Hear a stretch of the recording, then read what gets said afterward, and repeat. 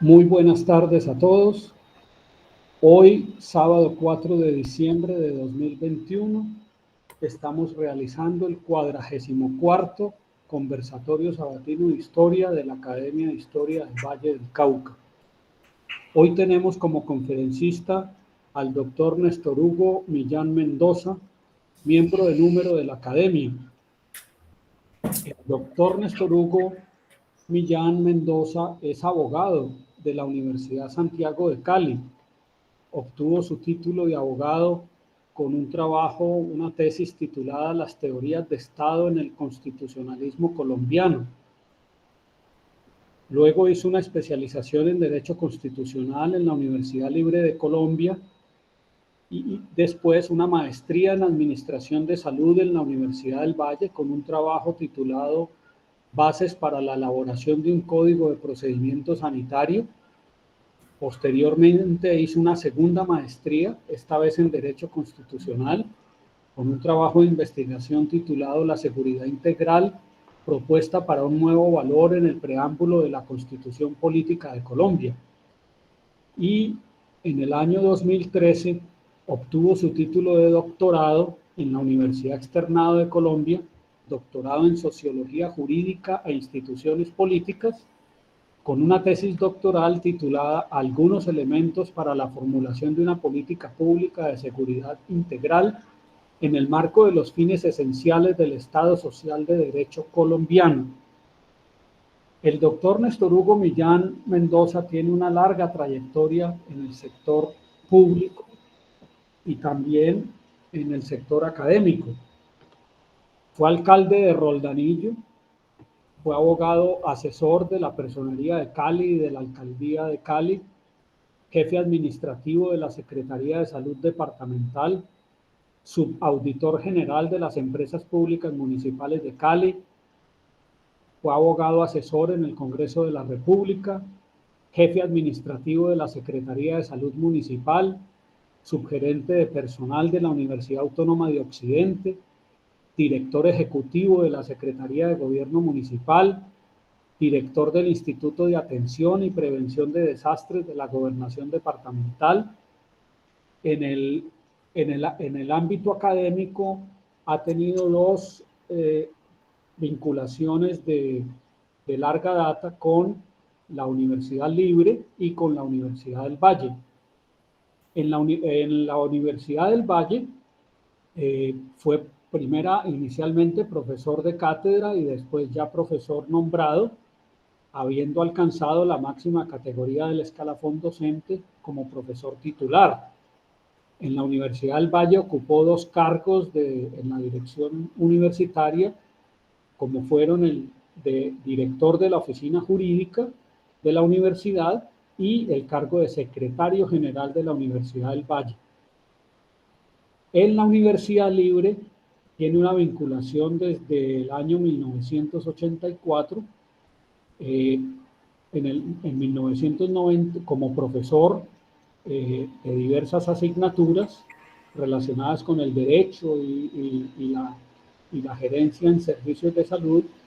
En el año 1995 fundó la especialización en gerencia de servicios de salud en esa universidad, la Universidad Libre. Y luego en el año 2004 fundó la maestría en gerencia de salud. Actualmente él es director de ambos programas académicos, de la especialización en gerencia de servicios de salud y de la maestría en gerencia de salud. El doctor Néstor Hugo Millán es hijo ilustre del municipio de Roldanillo. Ha dirigido unas 30 tesis de grado en las universidades del Valle y Libre y ha publicado 3 libros, uno titulado Seguridad Integral en el año 2001, otro titulado Seguridad Integral, una alternativa de paz con desarrollo social, publicado también en el año 2001, y otro libro titulado La acción de tutela en el sector de la salud, publicado en el año 2002.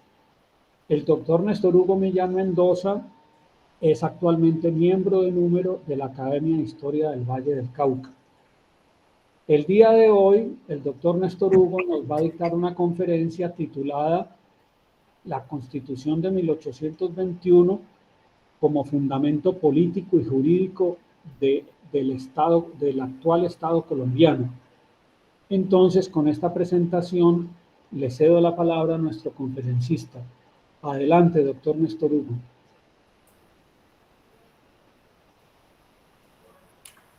Muchas gracias, doctor Mario Andrés, por su presentación. Y saludo al señor presidente de la Academia de Historia del Valle del Cauca, doctor Luis Antonio Cuellar. Mi saludo muy especial también a los señores miembros correspondientes, miembros de número e invitados a esta conferencia.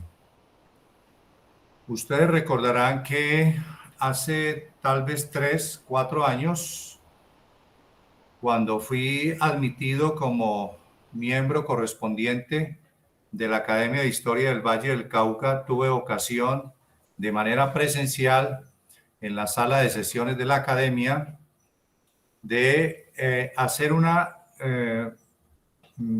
exposición relacionada con los aspectos políticos, jurídicos y sociales que rodearon la expedición de la Constitución Política de 1886. Esto por cuanto, al vincularme a la Academia de Historia del Valle del Cauca, tomé la decisión de crear al interior de la misma una línea de investigación de carácter histórico constitucional, de tal suerte que para optar al cargo de miembro correspondiente y ahora al cargo de miembro de número de la Academia, he continuado desarrollando esa línea de investigación histórico-constitucional. Por lo tanto, la exposición que haré se enmarca dentro de ese propósito de investigación jurídico-política. Recordarán ustedes también que hacia el mes de septiembre del presente año tuvimos ocasión de escuchar la disertación del doctor Ricardo Zuluaga Gil, miembro de número de la Academia de Historia del Departamento de Antioquia. Y ustedes observaron cómo él hizo una exposición recreando muy bien los momentos, las vivencias de la Constitución Política de 1821, tanto desde el punto de vista geográfico como desde el punto de vista histórico y desde el punto de vista sociológico. En mi caso, la presentación la haré desde un punto de vista puramente jurídico constitucional. Por lo tanto, son dos exposiciones que se complementan la una con la otra y, por supuesto, de ninguna manera se justapon. Bien. Para poder entender bien la conformación del Congreso reunido en la villa de Cúcuta y, por supuesto, el contenido de la Constitución de 1821, es importante retroceder un poco en la historia muy embrionaria constitucional de lo que sería más adelante la República de Colombia. Y por lo tanto, esos cimientos de la arquitectura constitucional de lo que a partir de 1821 fue la República de Colombia hasta hoy, los retrotraeremos en el tiempo a el 10 de julio de 1810. donde en la provincia de El Socorro se aprueba el acta constitucional del Estado libre e independiente del Socorro. He sido fiel a la denominación de esa acta tal cual como aparece en el Archivo Nacional, por cuanto efectivamente uno de los grandes logros de no solo de esa acta, sino de la Asamblea Constitutiva de la provincia del Socorro y la aprobación de lo que los historiadores han dado en llamar la Constitución de la provincia del Socorro, tuvo precisamente como eje referencial desde el punto de vista político la voluntad clara y contundente de los delegados a esa convención en la provincia del Socorro de declararse un Estado libre, soberano e independiente. Y no era para menos, porque para los años 60, 70, 80 del siglo XVIII, ya los socorranos habían dado muestras a través de José Antonio Galán y de las heroínas ya conocidas por ustedes acerca de su interés de propiciar reformas a la estructura muy vertical y onerosa que el virreinato en la Nueva Granada y la corona española les había colocado a ellos y por supuesto a las demás provincias de los demás virreinatos en la América española. Fue justamente el vicario Andrés María Rosillo quien junto con otros socorranos lideró este proceso, el cual a través del acta constitucional de la provincia del Socorro se constituye en un referente para los demás movimientos revolucionarios, independentistas, que en los siguientes años se producirán en las demás provincias que hacían parte del virreinato de la Nueva Granada.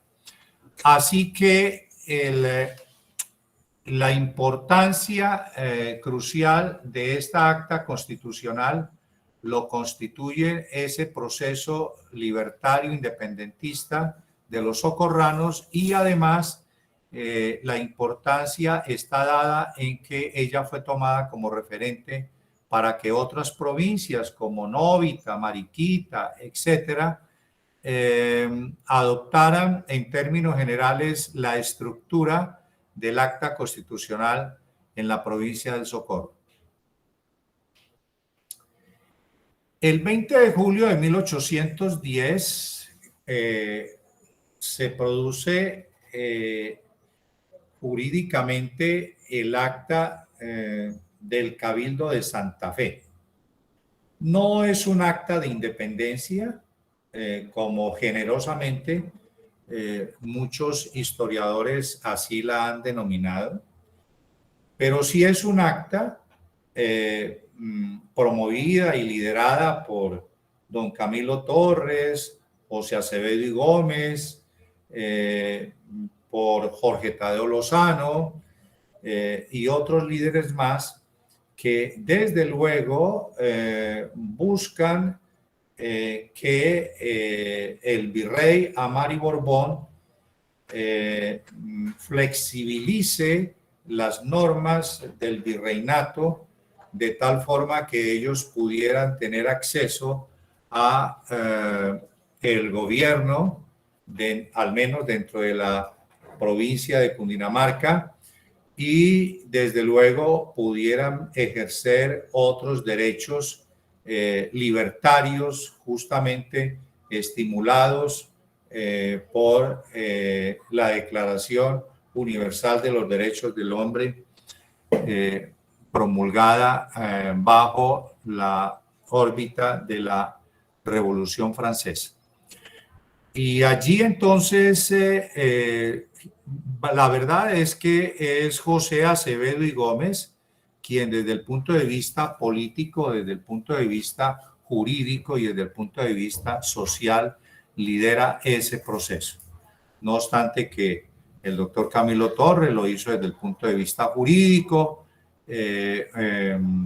Jorge Tadeo Lozano desde el punto de vista político y social, José María Carbonell desde el punto de vista de las barriadas, por supuesto muy populares, de la Santa Fe de Bogotá de ese entonces. Recordarán ustedes que en la Plaza Mayor de Santa Fe se congregaron no menos de 7.000 personas, tanto de Santa Fe como provenientes de otras regiones de la provincia misma de Cundinamarca. Pero resulta que estos mismos líderes que aparecen, algunos de ellos, la mayoría de ellos, los ya mencionados, suscribiendo el acta del Cabildo de Santa Fe, menos el sabio Francisco José de Caldas, que participó también en el proceso de planeación y organización de ese movimiento, pero no firmó el acta. Se han hecho pesquisas interesantes en ese sentido por parte de los historiógrafos de Francisco José de Caldas y no hay una razón que explique claramente por qué él no suscribió esa acta, habiendo sido artífice del movimiento que dio como resultado ese documento jurídico político. Pero el 26 de julio,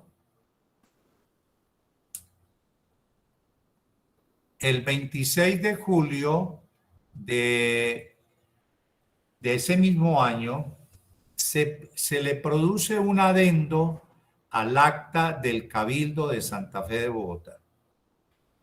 Y yo quiero hacer hincapié en ese adendo, en esa adición que se le hizo al acta del 20 de julio de 1810, por dos razones. Porque desde el 20 de julio hasta el 26 hubo forcejeos argumentales, políticos, entre algunos de los líderes del movimiento y por supuesto algunos de los funcionarios del virreinato con sede en Santa Fe de Bogotá, donde entre ellos Antonio Villavicencio solicitaban, esperaban que el Cabildo de Santa Fe en su sesión extraordinaria del 20 de julio hubiese expresado de manera clara, contundente, que los cabildantes, los líderes y el pueblo de Santa Fe continuarían profesándole obediencia y acatamiento a Fernando VII. Y desde luego esto que no quedó claramente así establecido en el acta del 20 de julio, pues los cabildantes más radicales y líderes del movimiento, como el caso de José María Carbonell y el caso de José Acevedo y Gómez, justamente lideraron el 26 de julio de 1810 esa adición al acta del Cabildo, declarando de manera tajante y expresa que no aceptarían continuar con esa condición de dependencia absoluta, ni al virrey, ni tampoco a Fernando VII. Y desde luego, esta declaración del 26 de julio de 1810 es, si se quiere, políticamente hablando, mucho más impactante que la misma acta del 20 de julio de 1810. Por esa razón y otras más, he traído aquí a esta disertación el acta del 26 de julio de 1810, que en algún momento más adelante, al interior de una de las sesiones de la Academia de Historia del Valle del Cauca, a instancias del doctor Luis Antonio Cuellar, pudiéramos asegurar un espacio para el análisis crítico en el sentido kantiano de los términos en que fue redactada esa adición al acta de 1810, o sea, la del 26 de julio. Posteriormente, excúsenme,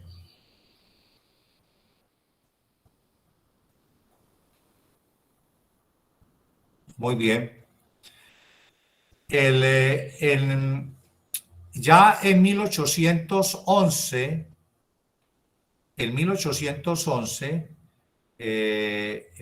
aparecen otras actas constitucionales, porque esa es la denominación técnica de esos documentos, pero que los historiadores dieron en darle la denominación de constituciones.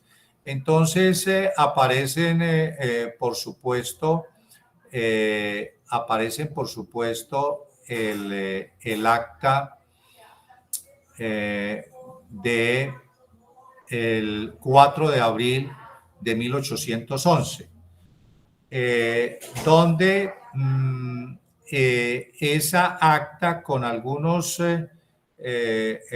ajustes que el Congreso de la provincia de Cundinamarca autorizó a don Antonio Nariño para que los hiciese.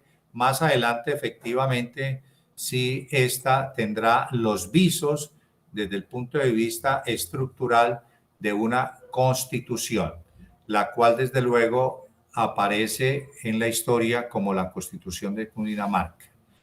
Indudablemente que, además de don Antonio Nariño, quien fue quien presidió ese congreso, quien desde luego la dinamizó, la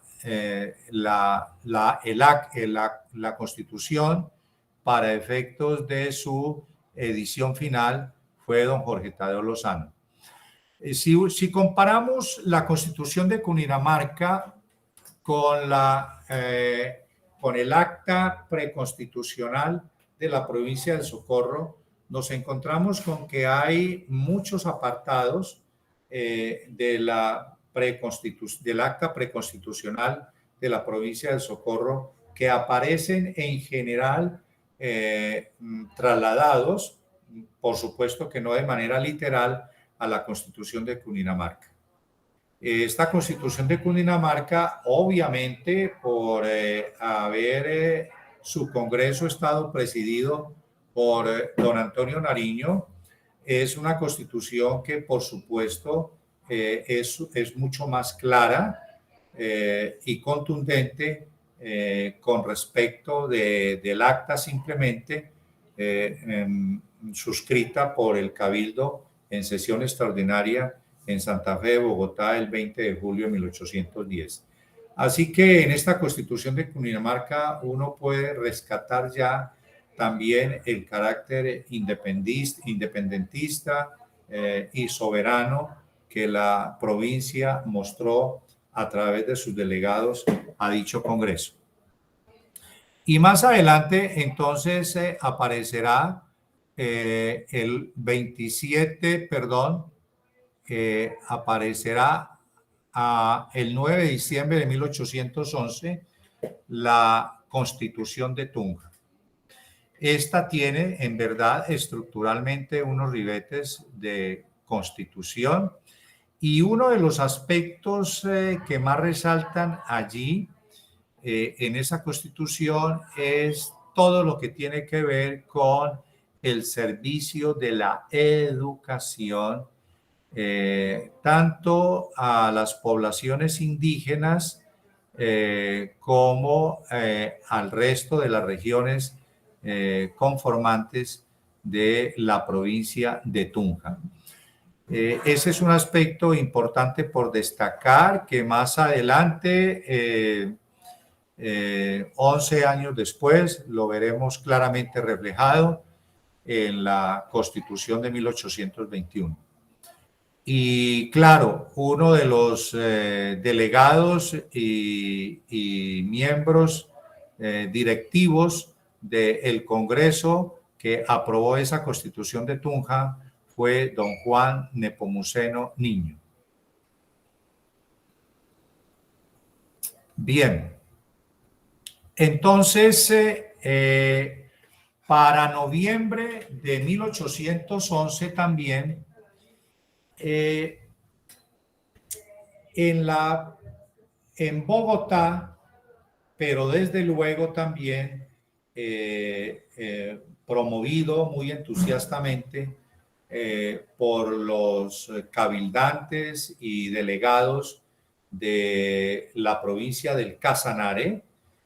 En Bogotá se realiza un congreso de delegados de las diferentes provincias que ya estaban constituidas como tales, que tenían una estructura organizacional con tintes independentistas y autónomos, y que por supuesto tenían otros denominadores comunes, como por ejemplo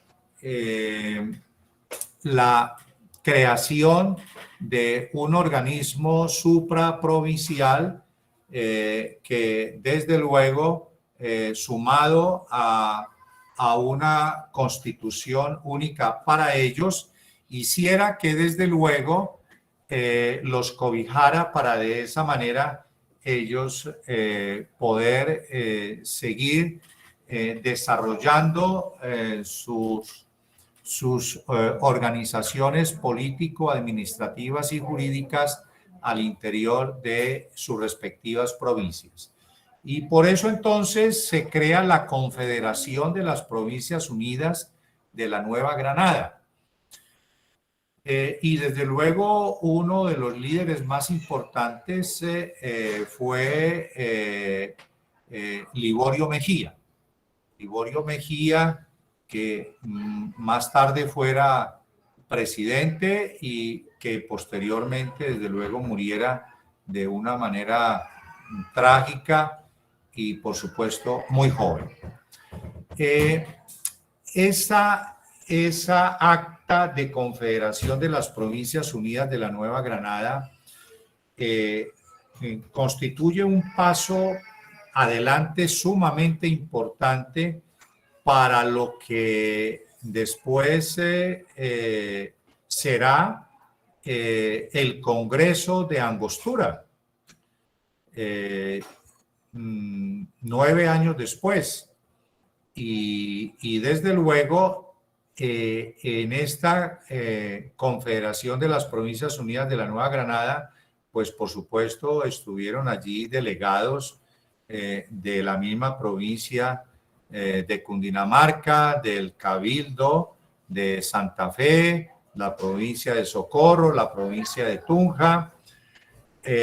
Aún no hubo delegados,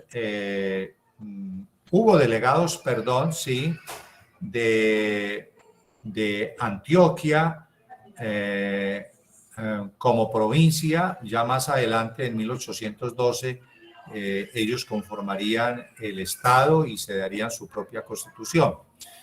Pero también, desde luego, como les dije inicialmente, fueron muy animadores de la Confederación de las Provincias Unidas de la Nueva Granada, los delegados y líderes de la provincia de Casanare, entre otras razones porque esa provincia de Casanare, no solo para 1811, sino para los años venideros, hasta cuando Simón Bolívar inicia el proceso independentista en los llanos orientales, la provincia de Casanare siempre se mantuvo como una provincia autónoma, como una provincia independiente. Y desde luego este fue un campo muy abonado para que Simón Bolívar pudiera allí fortalecerse, no solo política, sino sobre todo militarmente en esta región. Recuerden ustedes que él provenía justamente de la antigua capitanía de Venezuela. Bien. Entonces, para 1812, el 21 de marzo, los delegados de la antigua provincia de Antioquia, reunidos ellos en Río Negro. Para ese entonces la villa de Río Negro tenía doctor Mario Andrés una denominación bien importante que la traigo a colación.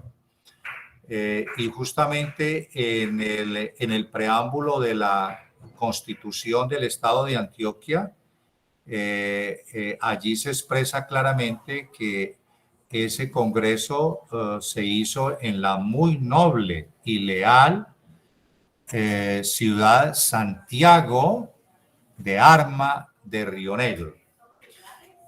Allí entonces ellos toman varias decisiones, una de ellas aprobar la constitución de dicho estado, donde uno de los líderes animadores más importantes de ese congreso y de la elaboración de esa constitución fue don Pedro Arrublas.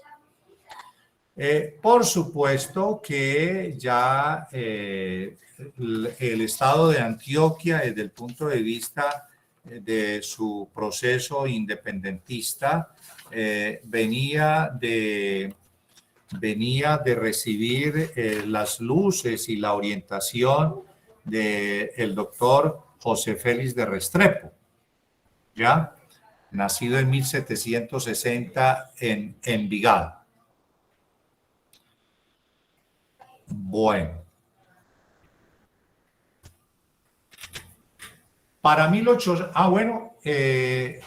1812, ¿sí?, en adelante, hasta antes del 17 de diciembre de 1819, sí, se crearán algunas nuevas provincias de menor importancia con sus respectivas actas constitucionales, pero actas constitucionales que desde luego no aportaron significativamente al proceso estructurador de la Constitución de 1821.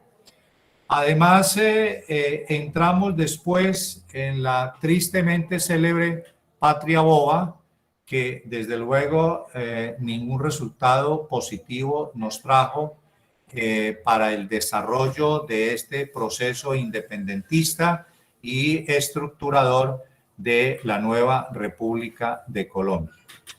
Por eso hago el salto entonces al 17 de diciembre de 1819, donde en Angosturas, Venezuela, es aprobada la ley fundamental de la República de Colombia.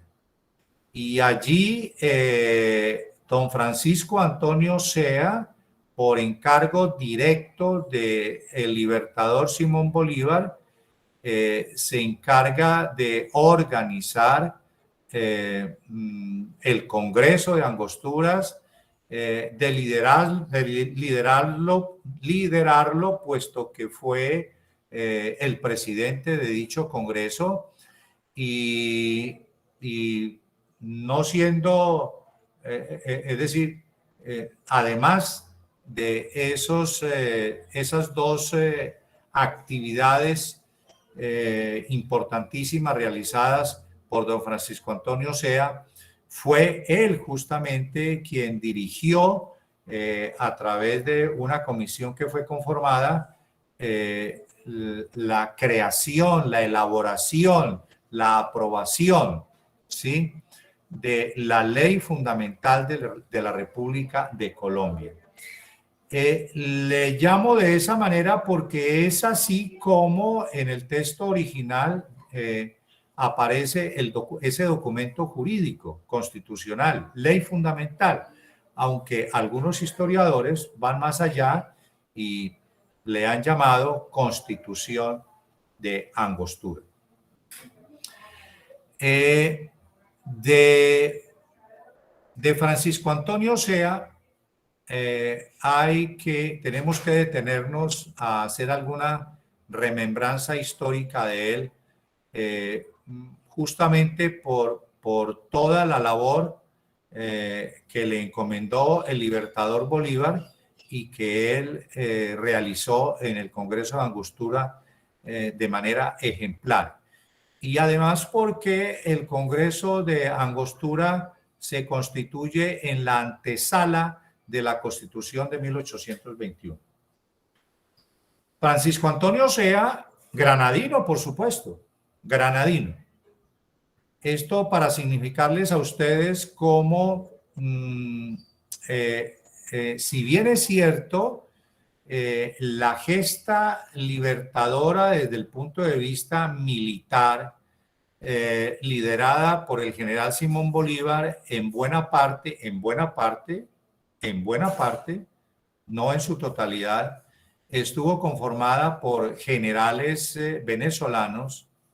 La verdad es que del otro lado, el pensamiento político, jurídico, administrativo, constitucional de lo que fue el proceso independista paralelamente con la organización de las provincias, la aprobación de sus respectivas constituciones, de sus gobiernos, de sus administraciones, etcétera.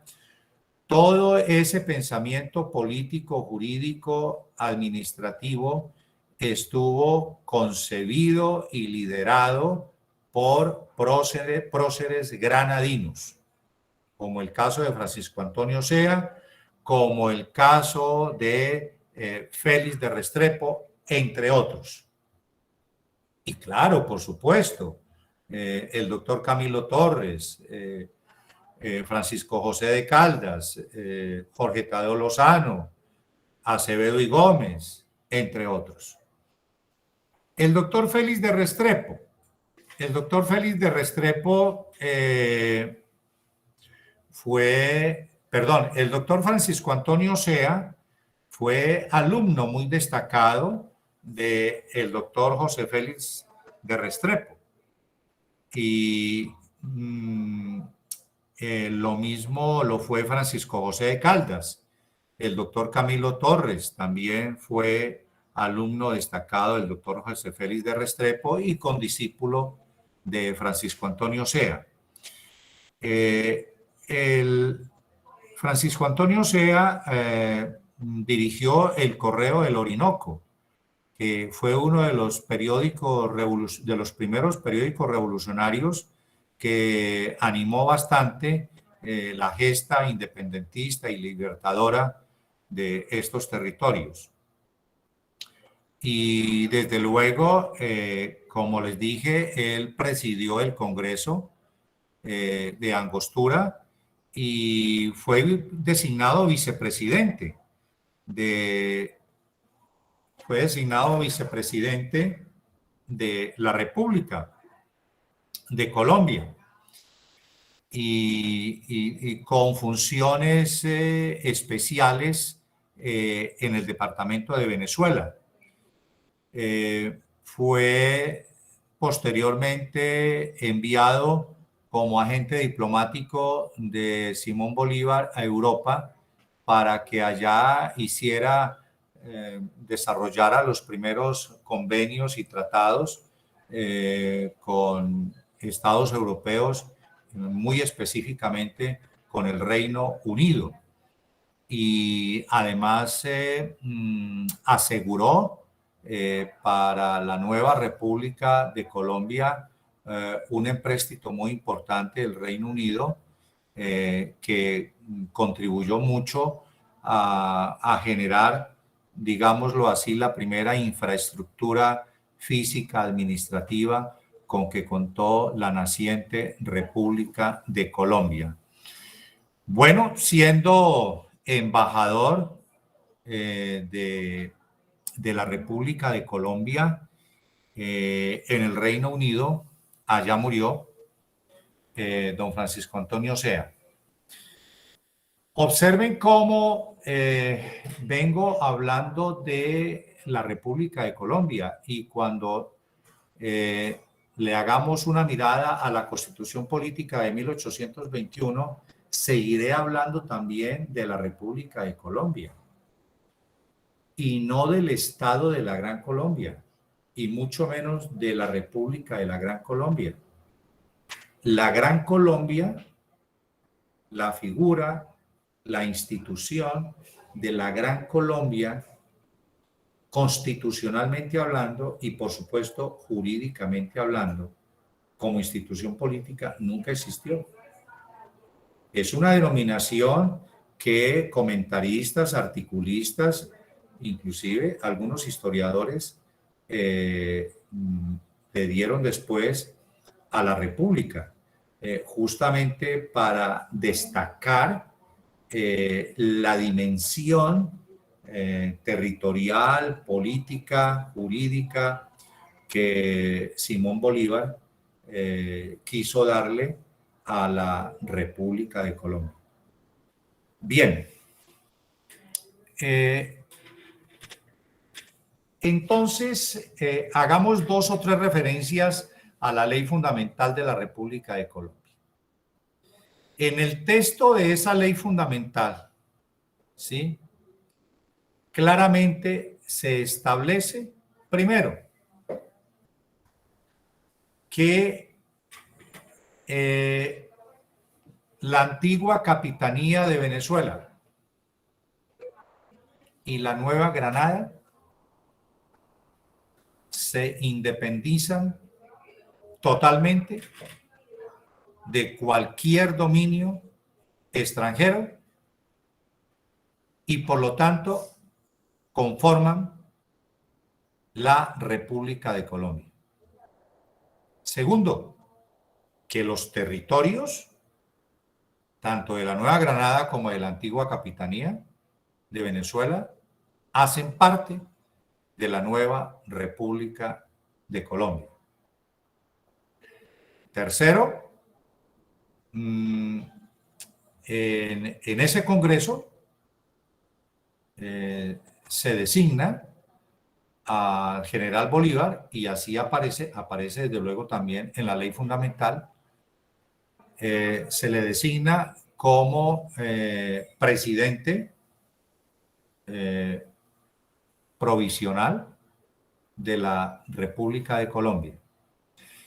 Y desde luego se designan 2 vicepresidentes, uno para la antigua Capitanía de Venezuela o nuevo Departamento de Venezuela y otro para el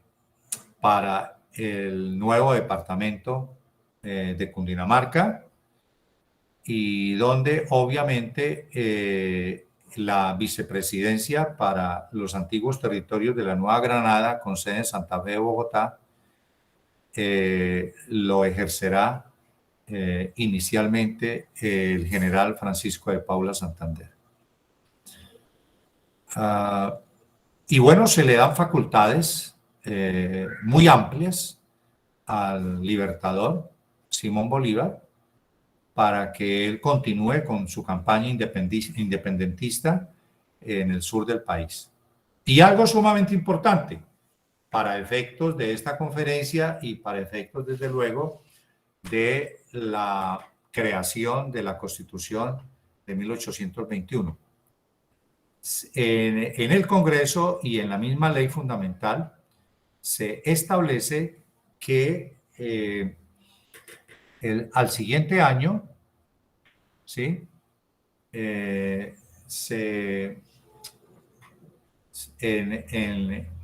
la Villa del Rosario de Cúcuta se organizará el siguiente Congreso, ¿sí? De la República, y justamente para allí aprobar la Constitución de la naciente República de Colombia.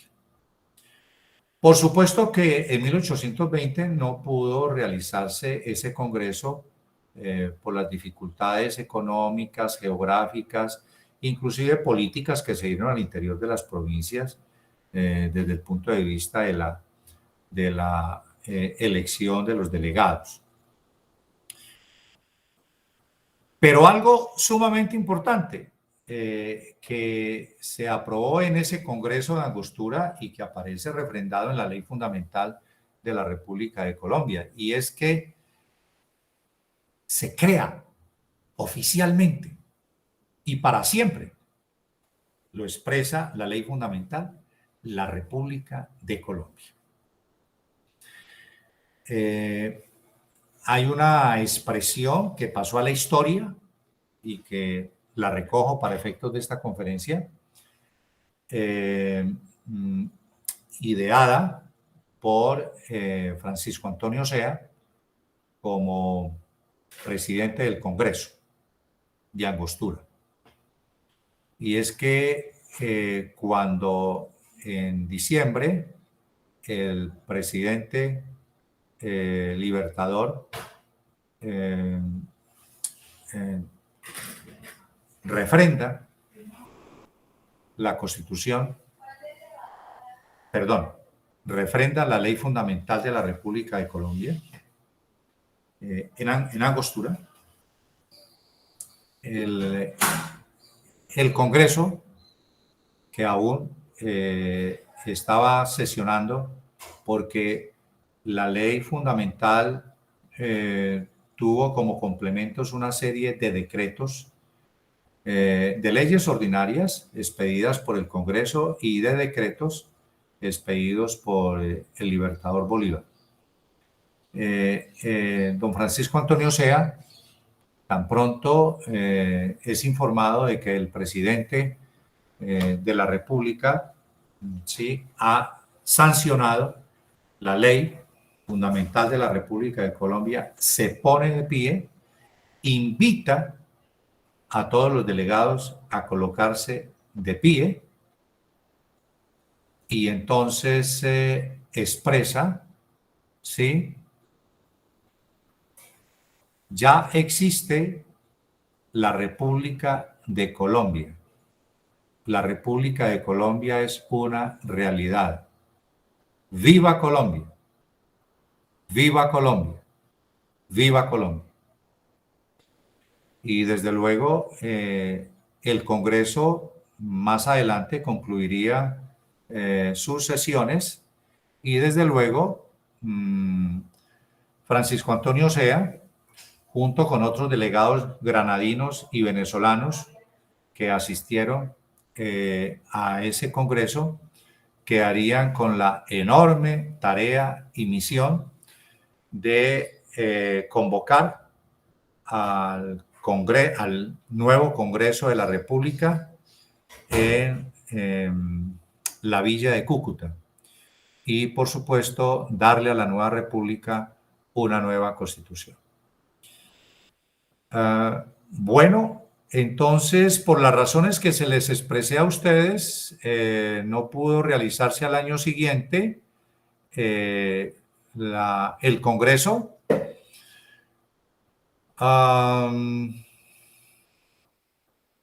Pero para 1821, por supuesto, ya las condiciones están dadas para que el Congreso de la República de Colombia, reunido, ¿sí?, en la Villa del Rosario de Cúcuta, pudiera sesionar. Ha habido algunos críticos y desde luego en su momento santanderistas que trataron de restarle legitimidad al Congreso de la República reunido en la villa de Cúcuta, precisamente por el número de asistentes que finalmente aprobó la Constitución de 1821.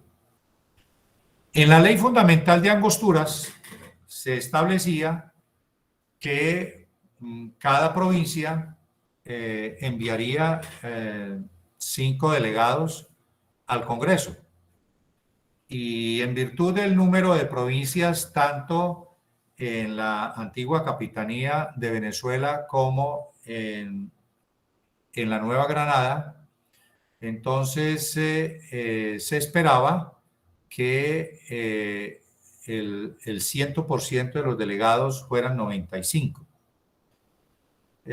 Y en la ley fundamental de Angostura se estableció que la aprobación de la nueva Constitución de la República de Colombia fuera a través de las 2/3 partes, valga decir 72 delegados. La verdad es que estuvieron presentes 64 delegados. Algunos de ellos no alcanzaron, algunos de ellos no. Algunos de los restantes delegados no alcanzaron a llegar a la villa.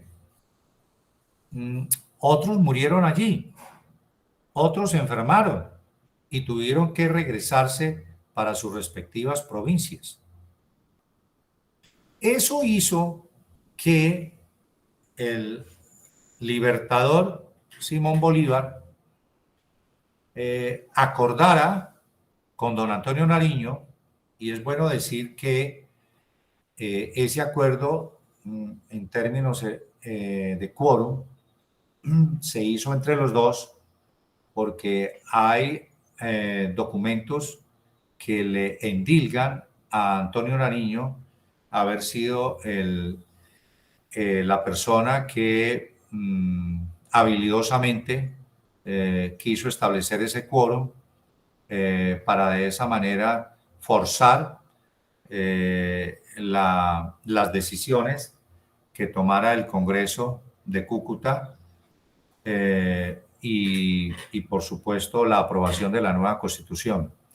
El quórum que inicialmente establecieron el general Bolívar y don Antonio Nariño fue de 57 delegados, previendo que, por las 3 razones que mencioné anteriormente, los delegados al Congreso al momento de aprobarse la Constitución no fueran a llegar a la cifra de 72 delegados. Entonces ellos previeron un quórum de 57, más sin embargo los que aprobaron la nueva Constitución fueron 64. Pues aparentemente, desde el punto de vista numérico, sí, podría en gracia de discusión decirse que que tal vez la legitimidad del Congreso y por lo tanto la aprobación de la Constitución estuvo un poco en entredicho.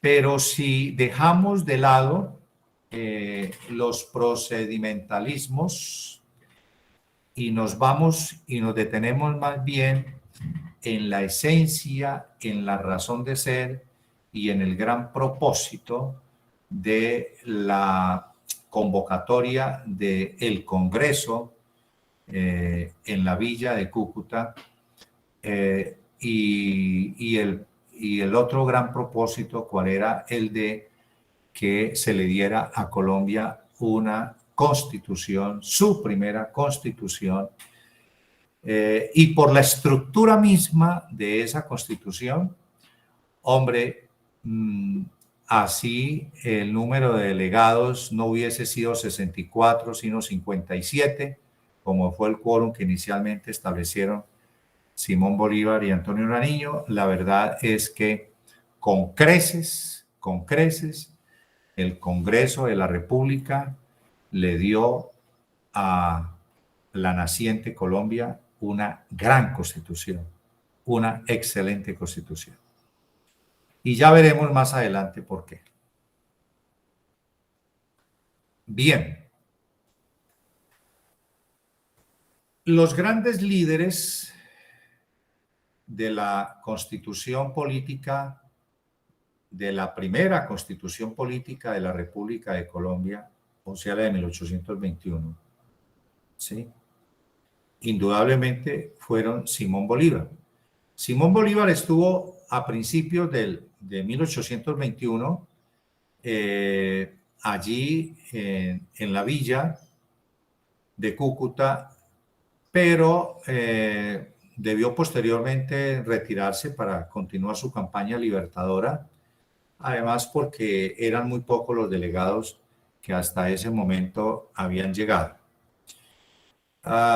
Bueno, el general Santander, porque definitivamente a través de sus delegados y por su gran gestión administrativa dentro del proceso independentista, contribuyó a generar condiciones, aunque fuesen mínimas, para que el Congreso en la villa de Cúcuta pudiera realizarse y lograr su cometido.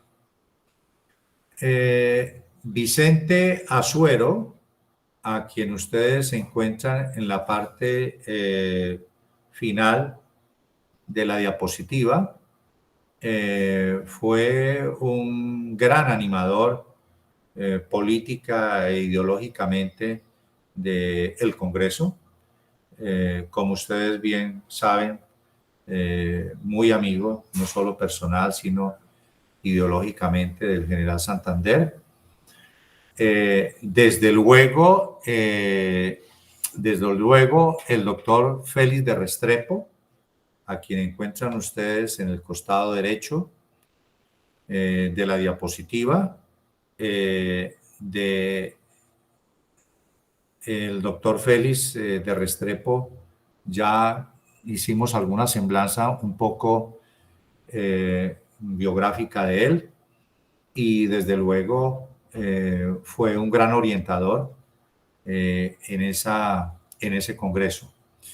Y en la parte superior, costado derecho, encontramos otro gran líder del Congreso,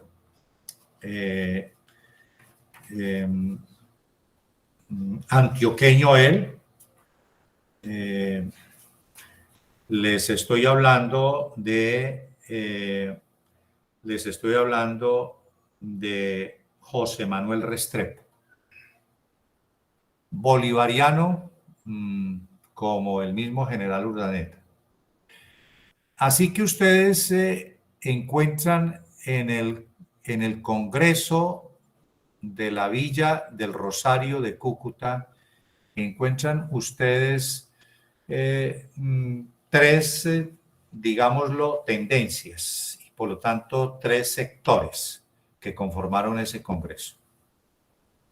Los amigos personales y políticos del general Bolívar, los amigos personales y políticos del general Santander y otros, como el caso del doctor Félix de Restrepo, que eran siempre, se destacaron en su vida dentro de la administración pública y dentro de su vida política como personas,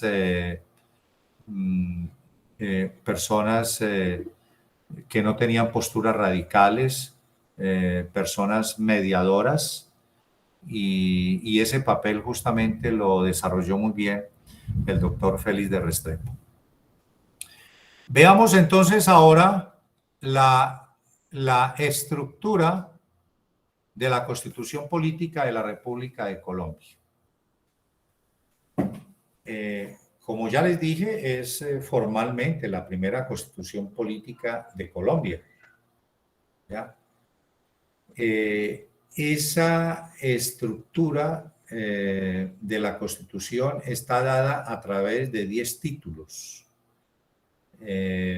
muy bien definidos, muy claros en su contenido, en el direccionamiento de los temas al interior de cada uno de esos títulos, y esos títulos a su vez divididos en 21 secciones. Bien, dentro de esos 10 títulos que conforman esta Constitución, encontramos unos temas capitales que hicieron justamente de esta Constitución una Constitución de lujo durante los años venideros, no solamente para los ciudadanos venezolanos y granadinos, sino también para otros estados recién conformados en América Latina e inclusive en Europa.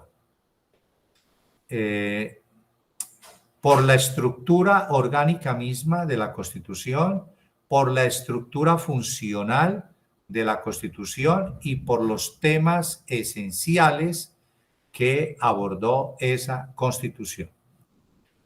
Vamos entonces a hacerle una revisión general a los títulos más sobresalientes que conformaron la estructura de la Constitución de 1821. El primer título hizo referencia a la nación colombiana y a la soberanía.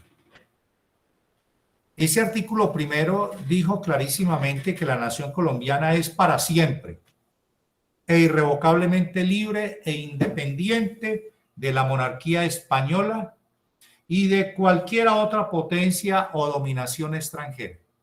Y agregó, y no es ni será nunca el patrimonio, la República de Colombia no es ni será nunca patrimonio de ninguna familia ni de ninguna persona. De igual manera, en ese primer título, la Constitución expresa claramente en su artículo segundo que la soberanía de la República de Colombia reside exclusivamente en la nación y que la nación como ente jurídico tendrá como deber, a través de sus autoridades, dictar las leyes y los decretos que sea del caso para que se asegure el bienestar de los colombianos. Si ustedes observan hoy día la Constitución de 1991, en su artículo primero, encontrarán que ella empieza por definir a Colombia como un Estado social de derecho. Y como un Estado social de derecho que es, debe, a través de los demás elementos constitutivos del Estado, como el territorio, como la estructura gubernamental, como el sistema jurídico, deben estos elementos de consumo asegurarle a los colombianos, primero y más importante elemento constitutivo del Estado, asegurarle a los colombianos el bienestar. El bienestar desde esa perspectiva amplia del concepto bienestar. Es decir, en lo social, sobre todo por aquello de que somos un Estado social de derecho. Y dentro de lo social, la salud, la educación, la seguridad social, la recreación, el trabajo, la vivienda, etcétera, etcétera. Bien, y en cuanto a los colombianos, a los nacionales colombianos, la Constitución de 1821 en su artículo cuarto expresa clarísimamente que todos los hombres nacidos en Colombia a partir de esa fecha, a partir de la promulgación de la Constitución, nacerán libres, así como sus hijos, y además serán colombianos aquellos granadinos que habitando el territorio de la Nueva Granada y por supuesto de la antigua Capitanía de Venezuela sean fieles en lo sucesivo a la causa de la independencia. Y finalmente aquellos que no habiendo nacido en el territorio de la nueva República de Colombia obtengan carácter de naturaleza. Recordarán ustedes que en la gesta independentista hubo muchos militares británicos y por supuesto franceses también. Y en ese primer título, la Constitución de 1821 y básicamente en el artículo quinto, y enfatizo en el artículo quinto por lo que voy a decir más adelante, establece los deberes que los nacionales colombianos deben cumplir para con el Estado, para con sus autoridades y para con la nación toda. Deberes desde el punto de vista del pago de los impuestos, el obedecimiento a las autoridades, el servicio público, se toma como un deber, y lo resalto casi literalmente. Es deber de los colombianos defender a la patria, haciéndole el sacrificio de sus bienes y de su vida si fuere necesario. Porque Simón Bolívar la tenía clara que el proceso independentista no estaba concluido, como en efecto así lo fue. Y por lo tanto, los colombianos tendrían que seguir sacrificando su vida si fuese necesario por la libertad total, absoluta y definitiva de Colombia. ¿Por qué destaqué lo de los deberes de los colombianos en ese artículo quinto? Porque es que si ustedes comparan los deberes que aparecen en la Constitución del 21, de 1821, con nuestra Constitución de 1991, A duras penas esos deberes constitucionales nuestros, actuales, aparecen por allá en el artículo 95,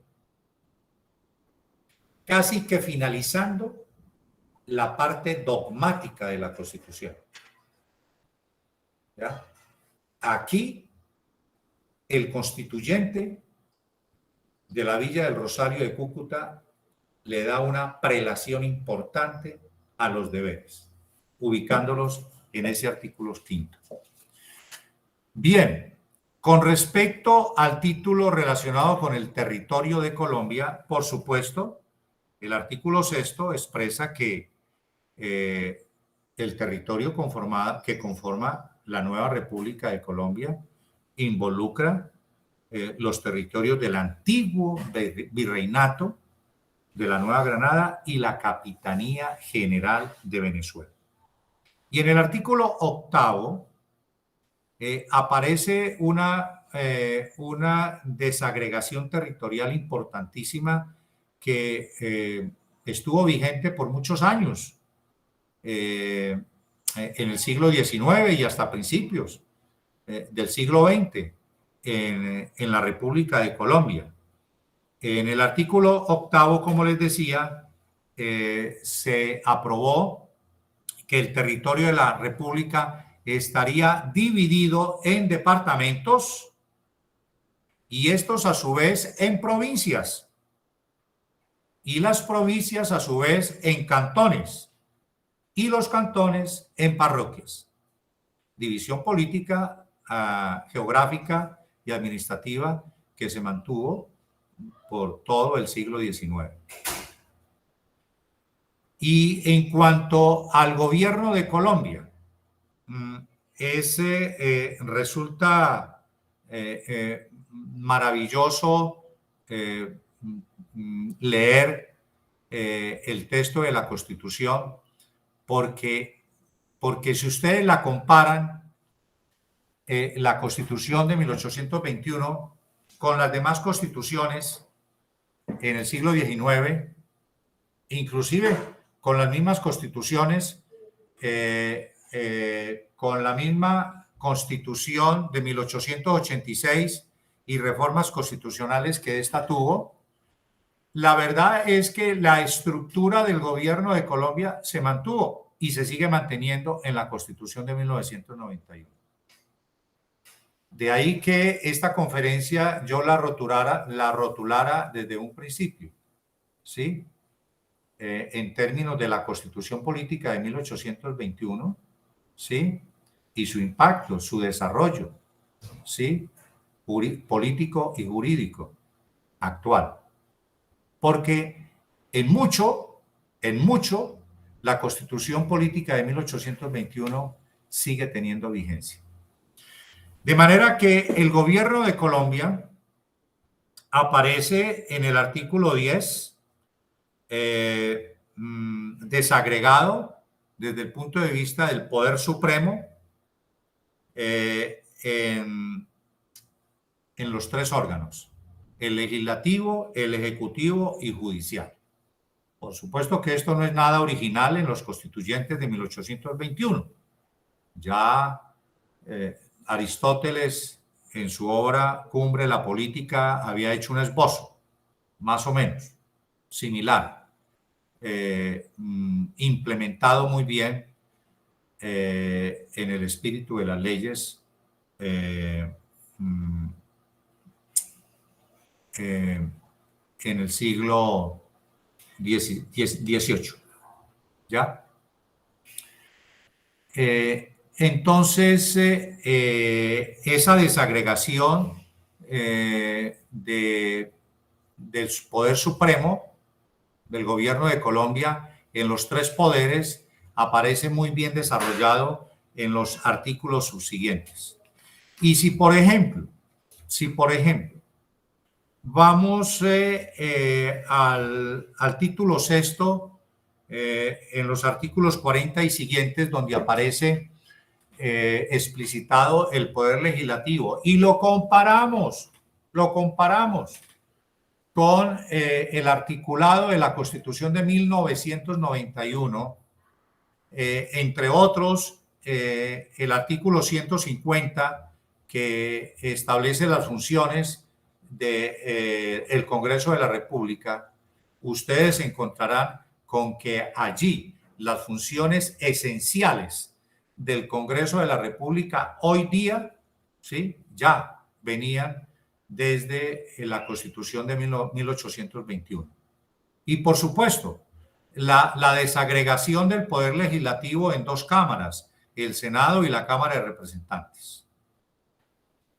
De igual manera, en lo que corresponde al poder ejecutivo, si ustedes hacen un análisis comparativo de la conformación del poder ejecutivo y sobre todo las funciones del presidente de la República de Colombia, tal cual como aparecen en la Constitución de 1821, con las funciones del presidente de la República a la luz de la Constitución de 1991, se encontrarán ahí en el artículo 189, ¿sí?, que la base funcional de la rama ejecutiva hoy día dentro del Estado colombiano, la base funcional descansa allá en el artículo 53 y 55 de la Constitución de 1821. Sí aparece el Poder Judicial, y pues obviamente hay que decirlo, el Poder Judicial en la Constitución de 1821 no aparece medianamente desarrollado, pero esto es explicable porque estamos hablando de una naciente república, ¿ya?, donde aún el Poder Judicial no estaba desarrollado y por supuesto no se podía hacer implementaciones ni hacer traslados del Poder Judicial del antiguo virreinato de la Nueva Granada al nuevo Poder Judicial de la República de Colombia. En cuanto a la organización interior de la República,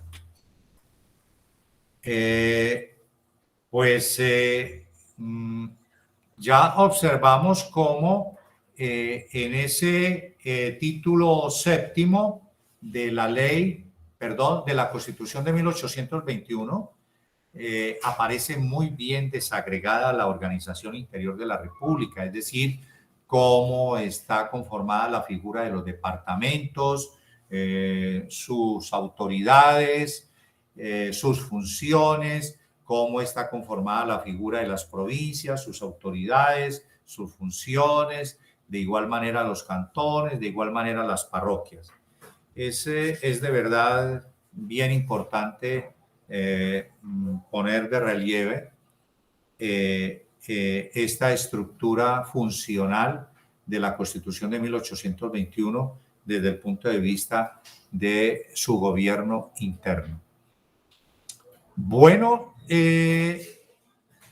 aparece un último título en esa Constitución de 1821 que hace referencia a la observancia de las leyes antiguas y de la interpretación y reforma de la Constitución de 1821. Reforma que obviamente seguirá dándose a través del Congreso de la República y donde allí hay algo importante que quiero resaltar, y es que el principio de la primacía de la Constitución que nosotros conocemos y hemos estudiado en la actual Constitución Política de Colombia, principio que aparece en el artículo 4 de nuestra Carta Política, ya en la Constitución de 1821, ¿sí?, ese principio aparecía, por supuesto, no estructurado literalmente, como en el artículo 4 de la actual Constitución, pero ya existía. Claramente se decía que toda disposición o norma anterior existente en la antigua Capitanía de Venezuela. Y en la Nueva Granada, que fuera, desde luego, contraria al espíritu de la Constitución de 1821, automáticamente los jueces darían por sentado, ¿sí?, que esa norma ni tendría vigencia y por lo tanto no sería aplicable. Y es más, que las nuevas leyes, los nuevos decretos y demás normas que las autoridades dictaran dentro de la nueva República de Colombia, en su contenido, en su espíritu, ¿sí?, necesariamente tenían que estar en absoluta subordinación y concordancia con el espíritu y con el contenido de la Constitución de 1821. ¿Ya? Este es un avance importantísimo, porque más adelante, con los desarrollos que se le dieron posteriormente a la Constitución de 1886 y por vía interpretacional de la Corte Suprema de Justicia en el siglo XX, resulta que en muchos casos la Constitución política de 1886, en pleno siglo XX, se convirtió en muchos aspectos un saludo a la bandera, y donde prácticamente las leyes expedidas por el Congreso de la República estaban a la par desde el punto de vista desde el punto de vista de su peso jurídico específico, estaban a la par con el articulado de la Constitución. Así que, como han podido ustedes observar, la Constitución de 1821, no obstante que tuvo una vigencia muy efímera, ¿sí?, de no más de 9 años, ni siquiera un decenio, porque fue reemplazada por la Constitución de 1830. Esta Constitución fue y se convirtió en un faro luminoso para el naciente nuevo Estado de Colombia y un referente muy importante un referente constitucional muy importante para los nacientes estados en América Latina y algunos otros, sí, en Europa. Me propuse, y así se lo expresé al señor presidente de la Academia y al señor secretario general, direccionar, orientar esta conferencia teniendo como eje referencial la Constitución Política de 1821 por la importancia capital que ella tuvo para los primeros años de creación de la República de Colombia y por la vigencia que ella filosóficamente, políticamente, sigue teniendo en el actual escenario del Estado colombiano. Yo les agradezco inmensamente a todas y todos ustedes la paciencia que han tenido durante esta hora y media por escucharme, pero creo haber allí no solo cumplido con un deber moral, académico, para con la Academia de Historia del Valle del Cauca, sino con un propósito jurídico constitucional que desde hace algún tiempo venía teniendo entre manos para compartirles a ustedes esta imagen preclara, trascendente de la Constitución Política de 1821. Muchas gracias, muy amables.